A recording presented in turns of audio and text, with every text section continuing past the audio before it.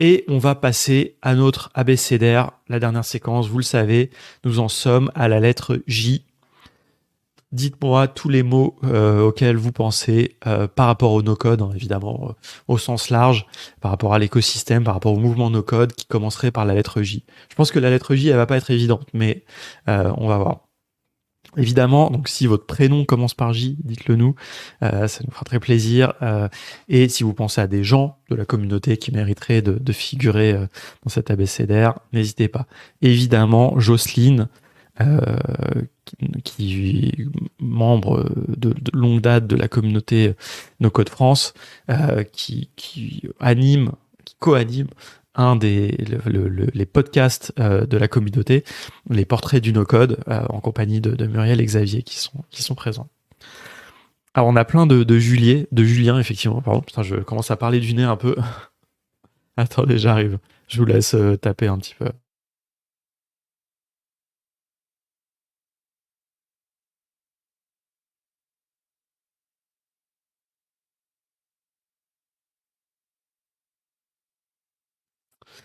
Alors, c'est vrai qu'on a des Juliens. Donc, on a Julien Motet, évidemment. On a évidemment Julien Boidroux, Julien No-Code sur Twitter, hein, mais donc, qui fait la veille, et évidemment, que l'on remercie à chaque fois infiniment. Joule, parce qu'il serait un grand amateur de glide d'après Kevin. Je ne sais pas, j'attends de voir, mais pourquoi pas. Dans les outils. Alors Jira, je le mettrai pas forcément comme un outil no-code, mais c'est un sujet intéressant, Jira, puisque il y a quand même pas mal de gens qui ont remplacé Jira par Airtable ou par Notion. Il y a même d'ailleurs une intégration entre Jira et Notion, faire des imports, etc. Attendez, il y en a un autre que j'ai laissé passer, Jotform. Alors Jotform, c'est marrant parce que c'est un outil qui était très à la mode chez les makers en 2019, 2020 et tout, et qui a complètement, je trouve, disparu. Je ne sais pas si certains d'entre vous l'utilisent, n'hésitez pas à le dire, mais qui a complètement disparu au profit d'alternatives un peu plus indé, comme j'ai envie de dire, comme Tally ou Fill-Out, typiquement. Alors qu'à une époque, Jotform, c'était vraiment le gros concurrent de Typeform. Typeform, c'était la grosse boîte, c'est cher. Bon, c'est un super produit, mais bon, c'est devenu très cher et tout. Et Jotform, c'était l'alternative, très customisable, etc. Ils ont fait les Jotform Tables, ils ont un peu une espèce de concurrent d'Airtable, ils ont fait plein de trucs, et puis j'ai l'impression qu'ils ont complètement disparu. Donc, n'hésitez pas à me dire si vous l'utilisez, parce que je suis assez curieux.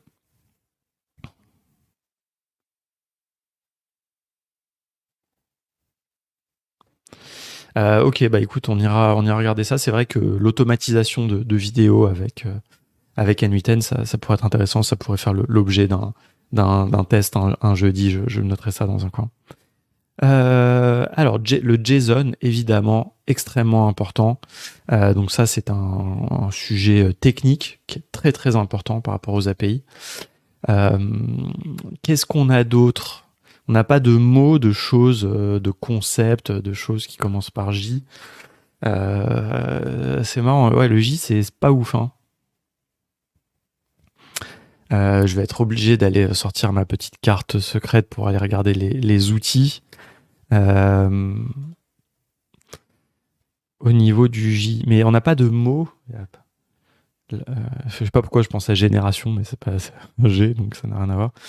Alors, on a des outils avec J. On a un outil un outil français, alors qui maintiennent toujours, mais qui est devenu un side project, Junebot, qui permet de faire des chatbots. Je sais pas où ils en sont d'ailleurs, nos amis de Junebot.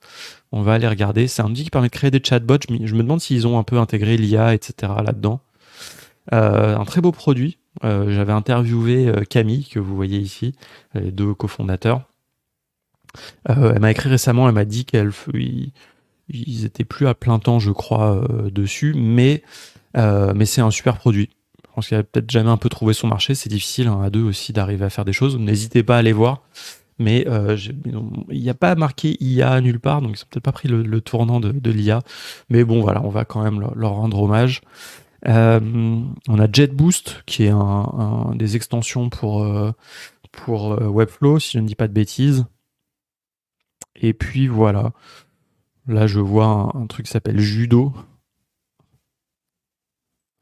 Est-ce que vous connaissiez judo.ai? Non, pas AI, .app. Bon, là, on est un peu dans la... elle habite à Marseille, effectivement, Camille de Junebot. Peut-être qu'elle était passée à un meet-up. Moi, en tout cas, je l'ai pas... j'ai déjà croisé, mais pas un meet-up. Voilà. Et au fait, pour répondre à ta question, Muriel, je repars le 28 février et je pense peut-être m'arrêter à Marseille le 28. Ah ok, bah j'étais pas là le jour où elle a fait l'apéro.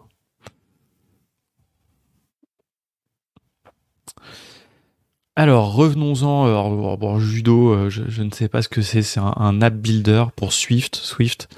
Ok, on s'en fout un peu. Enfin, avec tout le respect que j'ai pour les gens qui le font. Hein. Oui, bah oui, il y a Théo et le 27 et le 28, mais je sais pas si je pourrais venir le 27. Mais je vais essayer de venir le 28, en fait, le matin et repartir le soir. Donc voilà, tu seras là, Muriel? Pardon, désolé pour cet aparté, hein, pour les gens qui écoutent. Alors, on a Joomla. Alors, Joomla, franchement, c'est une référence historique. En même temps, je le classerai pas vraiment dans les outils no-code parce que pour moi, c'est un CMS, tout comme Drupal, WordPress, etc. Mais bon, ça reste un moyen de publier du contenu quand même assez efficace. Just in time, c'est un concept, c'est ça, hein, mais je sais plus ce que ça veut dire. Faudrait que j'aille. Qu'est-ce que ça veut dire just in time? Est-ce qu'on peut demander à ChatGPT? Ou alors, sauf si tu veux nous expliquer, sinon je vais. Bon, je te laisse nous expliquer et on demandera après à ChatGPT. Mais j'ai déjà entendu c'est de la logistique. Il me semblait qu'il y avait un truc aussi pour dans l'informatique pour donner les données, pas précharger des données, un truc comme ça, ou je sais pas. Non, peut-être je dis des conneries. Ouais. Bon, allez, je trouve que ça sonne bien, donc c'est le flux tendu en fait. C'est ça, c'est le. Ok, bon. Euh, Qu'est-ce que l'on a d'autre? Bon, des outils, on n'a pas. Il y a personne dont le prénom commence par J. N'hésitez, soyez pas timide, hein, dites-le nous. Si vous voulez, sinon envoyez-moi en DM, hein, si vous préférez.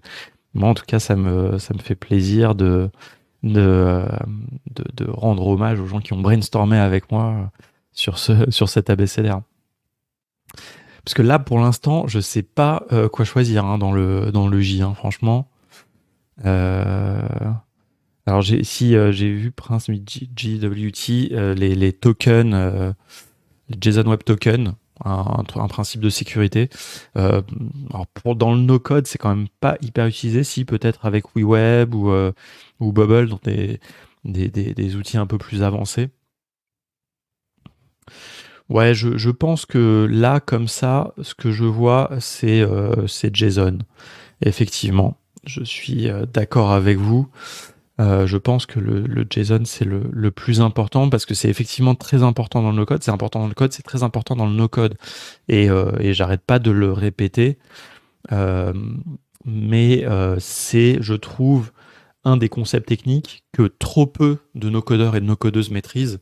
Or, c'est hyper important. Donc ça peut être l'occasion d'écrire un petit truc là-dessus et essayer un petit peu d'abstraire ça.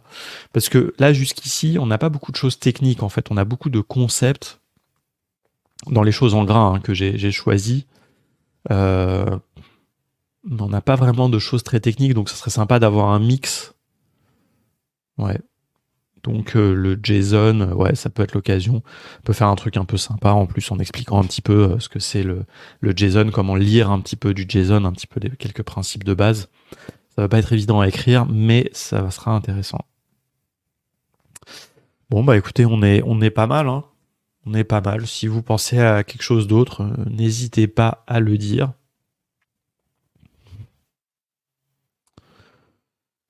Euh, J'essaie de réfléchir à des gens dans la communauté. Si je pense quand même à notre ami Jérémy Foucré, je me souviens plus s'écrit.